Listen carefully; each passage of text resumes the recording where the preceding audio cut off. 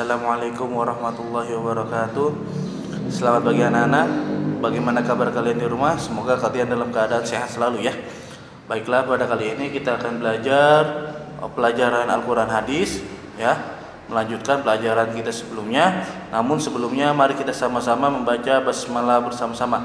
Bismillahirrahmanirrahim. Semoga pembelajaran kita dari awal hingga akhir dapat berjalan dengan lancar. Baiklah, kalian buka babnya, bab 3 Al-Quran hadis tentang surah Al-Ikhlas ya.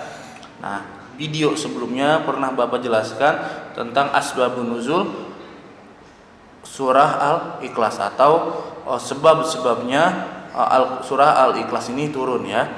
Nah, singkat cerita, saat itu terjadi saat Nabi Muhammad SAW akan hijrah ke Mekah ya. Hijrah ke Madinah, hijrah ke Madinah atau Yatsrib ya. Nah, di saat itu Nabi SAW dihadang oleh seorang kafir Quraisy yang bernama Suraqah ya. Nah, Nabi dihadang, ditodong oleh pedang ya. Ditodong oleh pedang, namun si Suraqah itu beberapa kali jatuh dan terakhir dia menodong Nabi dengan pedangnya dan berkata, "Hai Muhammad, coba jelaskan, gambarkan kepadaku seperti apa Tuhanmu. Apakah dia mempunyai anak?" Ya, dan lain sebagainya. Itu pertanyaannya dari si Suraqah. Lalu kemudian turunlah surah Al-Ikhlas ini yang dibawa oleh malaikat Jibril kepada Nabi Muhammad SAW. Lalu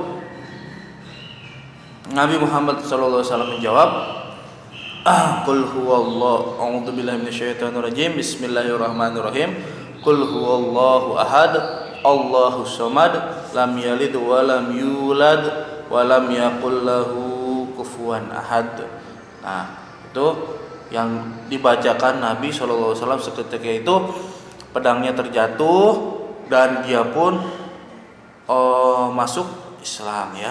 Si Suraqah ini masuk Islam sehingga Nabi SAW bisa melanjutkan perjalanannya ke Madinah. Nah, langsung kita ke bagian E. Di sini isi kandungan surah Al-Quran ya. Nah, secara umum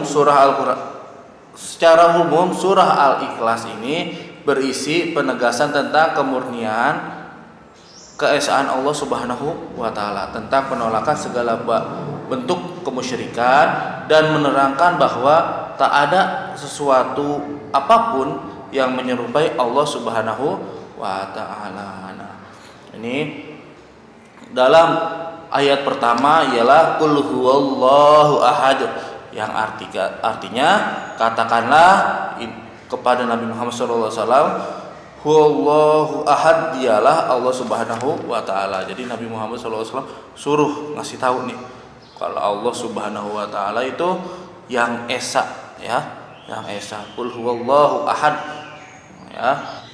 Dari ayat ini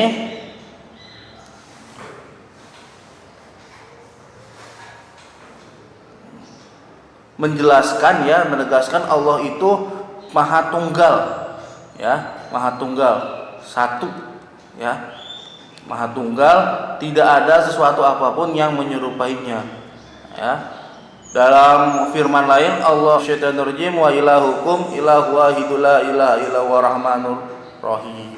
Nah, di sini surat Al-Baqarah ayat 163 yang artinya dan Tuhanmu adalah Tuhan yang Maha Esa. Tak ada Tuhan selain Dia yang Maha Pengasih, Maha Penyayang. Dalam firman Allah Subhanahu wa taala yang lain, wa'budullaha wa la tusyriku bihi syai'a. Surat An-Nisa ayat 36. Nah, yang artinya, dan sembahlah Allah Subhanahu wa taala dan janganlah kamu menyekutukannya dengan sesuatu apapun. Nah, dari ayat-ayat ini menjelaskan bahwa Allah Subhanahu wa taala itu tunggal ya, tidak ada yang menyerupainya. Lalu ayat kedua, Allahus samad, Allah tempat meminta segala sesuatu. Setelah menegaskan keesaannya dalam ayat kedua surah Al-Ikhlas ini, Allah menyatakan bahwa dialah tempat memohon pertolongan. Menurut Ibnu Mansur As-Somad adalah zat yang tidak memiliki kekurangan, tidak makan dan tidak minum dan tidak bertuan dan tidak terbatas dengan sesuatu apapun. Jadi Allah Subhanahu wa taala ialah zat zat yang tidak memiliki kekurangan, tidak makan, tidak minum, tidak bertuan, tidak terbatas dengan sesuatu apapun. Jadi Allah Subhanahu wa taala itu Allahus Somad, tempat meminta segala sesuatu.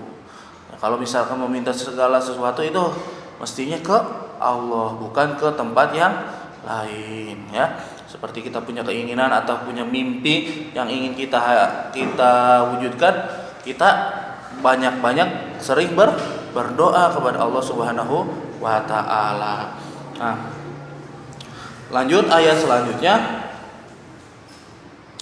Lam yalid wa lam yulad. Allah tidak beranak dan tidak pula diperanakan. Nah, di sini menjawab juga pertanyaan dari si Surakah tadi, Allah tidak beranak dan juga tidak diperanakan. Allah itu tidak melahirkan, tidak beranak dan tidak dilahirkan, tidak berayah atau beribu. Seperti halnya kalau misalkan kita bandingkan dengan agama Kristen atau Nasrani, di situ ada Tuhan Bapa, ada Tuhan Ibu, ada Tuhan Anak dan lain sebagainya. Sedangkan Allah Subhanahu wa taala tidak memiliki ayah dan tidak memiliki ibu. Dia Allah Subhanahu wa taala itu Allahu Ahad, Qul huwallahu ahad, yaitu tunggal, Nah, ayat selanjutnya, walam yakul lahu kufuwan ahad, dan tidak ada sesuatu yang setara dengan dia. Jadi enggak ada model Tuhan seperti apapun yang setara dengan Allah Subhanahu wa taala. Dari ayat ini dapat kita ambil isi kesimpulan kalau Allah kesimpulannya kandungan dari surah Al-Ikhlas ini ialah Allah adalah Tuhan yang Maha Esa, Tiada Tuhan selain Allah.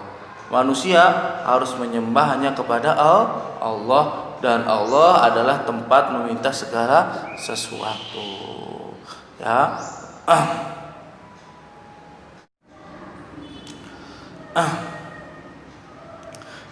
Mungkin cukup sekian dari sedikit dari pembahasan dari Bapak tentang surah Al-Ikhlas ini, Semoga kalian bisa memahaminya dan selanjutnya kalian bisa mengerjakan tugas mandiri yang ada di halaman 31. Mungkin sekian dari Bapak. Mohon maaf, kurang lebihnya mohon maaf. Wabillahi taufiq wal hidayah. Assalamualaikum warahmatullahi wabarakatuh.